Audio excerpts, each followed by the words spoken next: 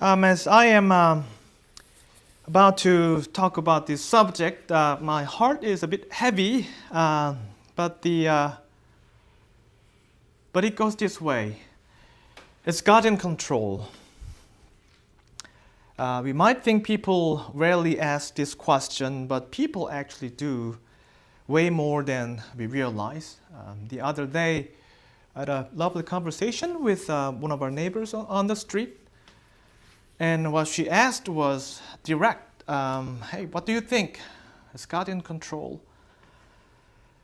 And this question comes up from time to time, but it hits harder when tragedy strikes, whether it's happening from out in the world or in our lives. And the question becomes bigger, heavier, and more intense when we look at the bigger picture in a greater scale. Do you remember the terrible tsunami in Southeast Asia back in early 2000? Many people died. What about all the wars? What about the earthquake that just hit Venezuela? What about people starving and dying of thirst in different parts of the world? The more evils, pain we see, the more often the question comes up. At some point, it feels like not a question, but an accusation that demands an answer for. And here's what we are going to do today. We tackle with this question, is God in control? And in fact, it's actually healthy or even necessary to ask, since it can help us understand the Lord's presence in His work better. And but here's not what we are going to try today. We're not going to think too big. This time, we are going to focus on individual level. And one more thing, we're not going to pretend that we can have a perfect answer. But hopefully, we can all walk away with a couple of key spiritual principles to remember. And to do that, we are going to look at a story about a famous man from the Bible, and that man is Joseph from the book of Genesis. Briefly about Joseph, he was an upright man with incredible integrity, but his life was not easy at all.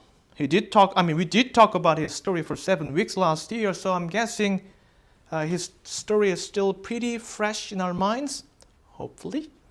So let's do a quick recap about his life and see how he walked through the misfortunes and evils that came his way.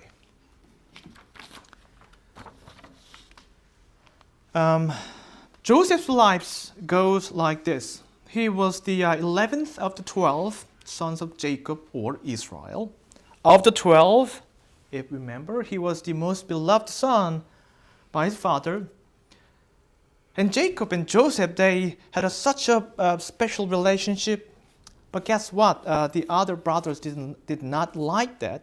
They hated Joseph because they were jealous of him and could not withstand the idea that Joseph was going to prosper and get better off than them. So out of that hatred, first, they tried to kill him. They did not end up doing so, but instead they cast him into a pit in the wilderness. Later, they made another horrible decision of selling him as a slave in Egypt. If we take time to think about the story, this is harsh. He had been hated by his own brothers, not just one brother, but by 10 brothers. That's a lot. Next, his life was on the line. Later, he was sold out. And all of that happened when he was only 17-year-old boy. On the other side, that turned up as a tragedy for another man, Jacob, the father as well. Why? It was because the brothers told Jacob, after putting Joseph away that way, that Joseph was killed. They made Jacob believed that Joseph had actually been killed and devoured by a wild beast into pieces. And Jacob had no other way to believe than that. And the next time Joseph and Jacob reunited, they meet together, but the next time they met together was after 22 years. And for the whole time, Jacob believed that there was all left from Joseph. That's terrible. But that was not the end of it. Once Joseph was sold as a slave, his life was never easy. Imagine how inhumane it was to live as a slave back then. On the top of that, if we're going to remember that part, he got played and tricked by someone really bad, and that was Potiphar's wife. Long story short, she made a lie about him, and Joseph ended up being thrown into a dungeon prison. He was completely innocent man, yet he was bound to spend the rest of his life in another pit or dungeon prison. So Joseph's life kept spiraling downward from a beloved son to an abandoned young boy to slave and now to a prisoner. Eventually, he was delivered and became the governor of Egypt. But remember, it was only after spending 13 years in a foreign land as a slave and as a prisoner. So things are done. Every trial has gone past, right? Not actually. Because there came a time when he had to meet with and forgive his brothers who tried to kill him and abandon him. And if you think about how hard it can be forgiving other people, what Joseph went through was a trial after another trial after another trial.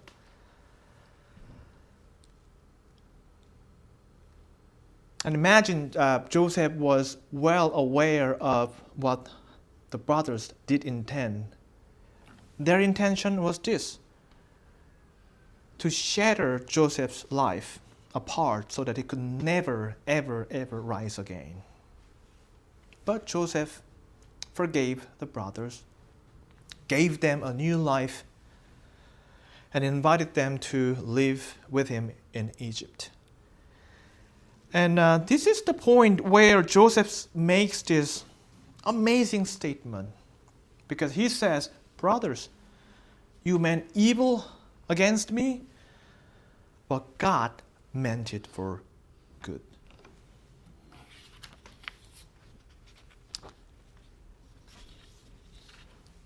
The reason we call Joseph the example of high integrity is because he did not stop trusting in the Lord all along. When things must have been turbulent, and at times we face various misfortunes, ills of life, and even tragedy, or things like losing a job, or a crisis in a relationship with significant others, and etc.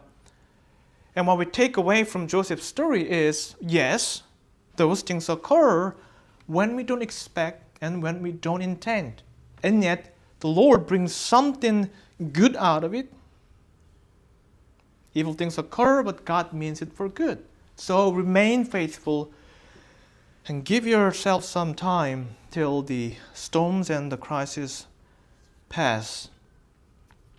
And another important note to take is the Lord never wills evil in our life. All the bad things befall Joseph, but none of them was God's will. Bad things happen, sometimes from outside and from other people's ill intention towards our life. And sometimes part of them occur because of what? Because of our own choices we make. But none of them, again, was intended, planned, or planted, or organized by God or the Lord. No.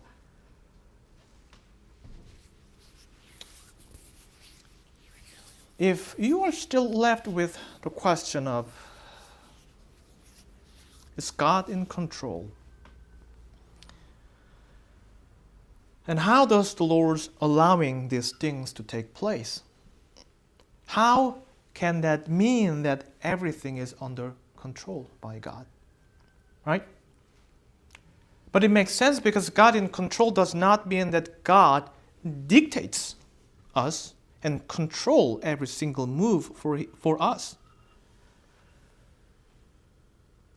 And if we think about it, that would be more terrifying.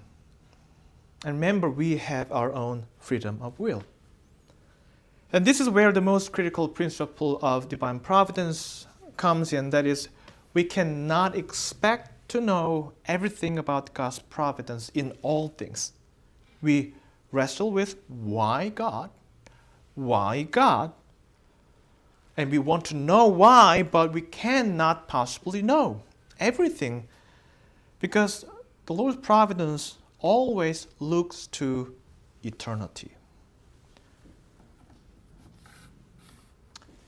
And shifting a bit here, I'd like to demonstrate something based on a striking explanation given in Secrets of Heaven. And it essentially gives us an analogy that the Lord is like a builder of a life, not a dictator of a life. And I'd like to do this one. Let's say this is our life map, or this is a plane of a life that we are currently walking on or in. Let's say you are standing or walking in the middle of this, but what happens is a lot of things happen and fall in our life. Let's start with something good and nice. You met somebody nice. You started dating or seeing regularly, and the person is nice or cute or lovely, and it's amazing. The person brings something wonderful, something that I didn't expect into my life or into our life. So that's good. I'm gonna put that here. But all of a sudden, something like this can happen. My boss at workplace says, "Hey, Hyunjin, I'm sorry, we don't have money, and your performance has not been good, so you are laid off by tomorrow." I didn't see that coming, but that fell in my life. That's not good. And one day I was walking on the street, and somebody was mean.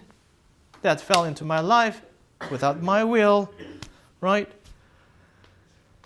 But eventually, in a couple of years, I started, putting things together, and I had a better plan about my life, and things started coming together.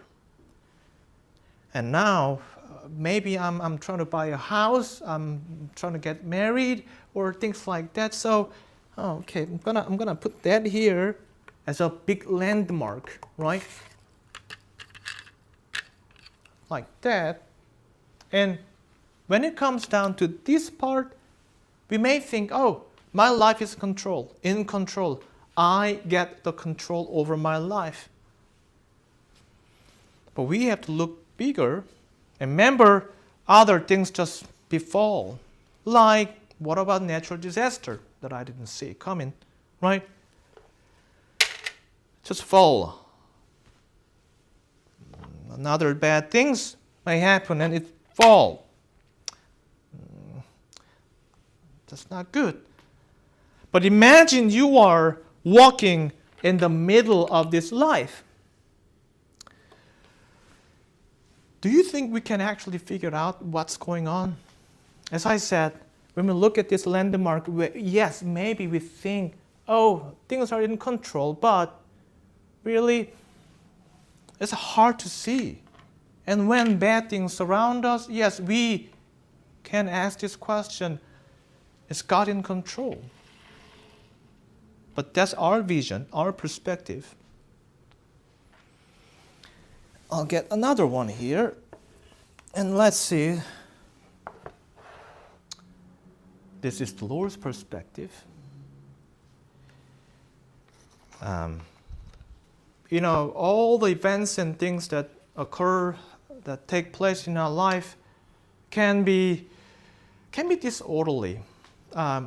It's like these pieces. They don't get together in an orderly manner. They are rather disorderly.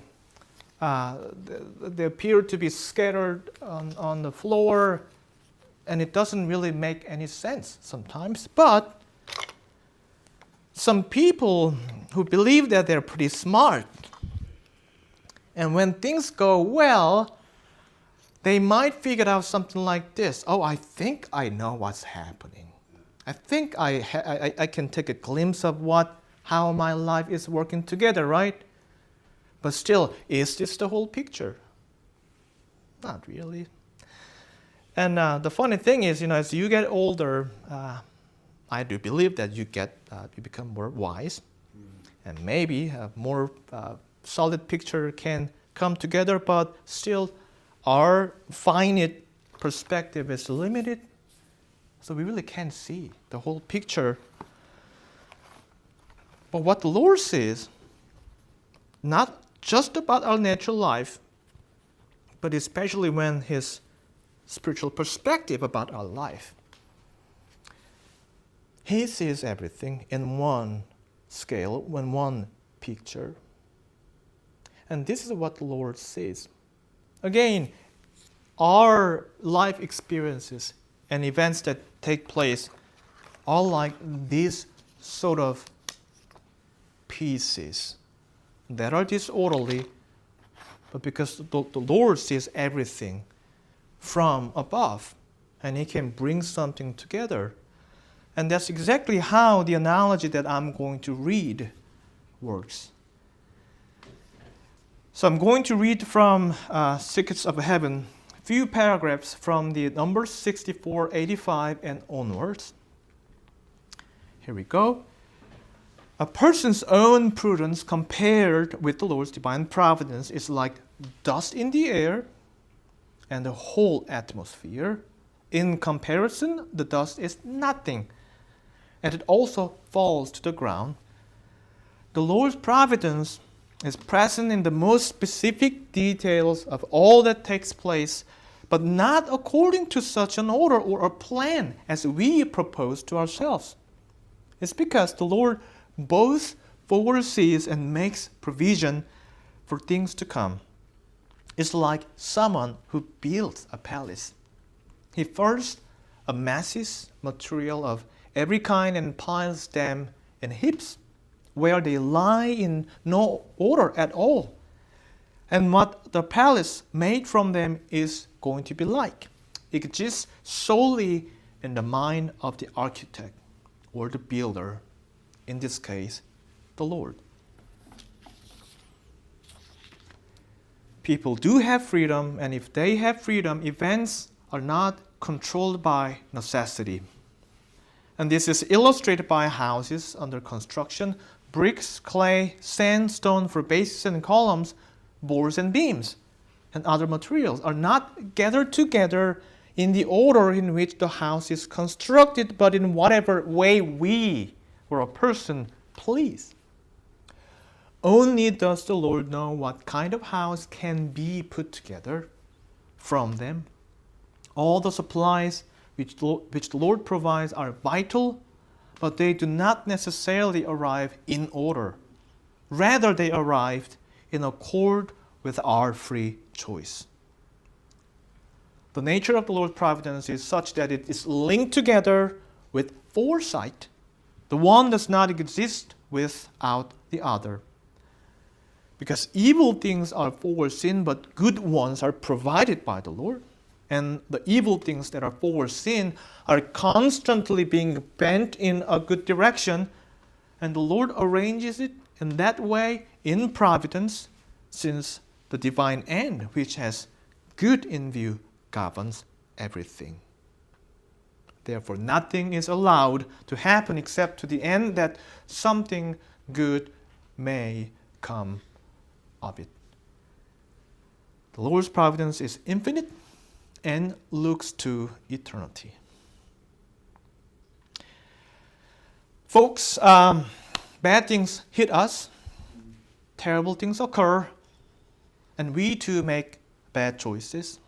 And at times, things are just beyond our grasp. Our sight is limited and confined, and also we often forget the good things that happen with us, that we have received. And yet, even in those times, we affirmatively lean on God is in control. But this is not in the sense that everything makes perfect sense, but in the sense that the Lord's hand is at work. We trust that something good may come of it, and it does, and it will. However, it probably won't be when we want, or anytime soon, or perhaps not even in a way that we can readily accept. This is because our focus is often on the world, but the Lord's focus is on our spiritual life. Regardless, the truth still remains. The Lord will weave even the most difficult things together. He will bring forth something good, indeed the best possible one from His perspective, eternal perspective. And in that sense, probably only in that sense, we may say, or we can say, God is in control. Amen.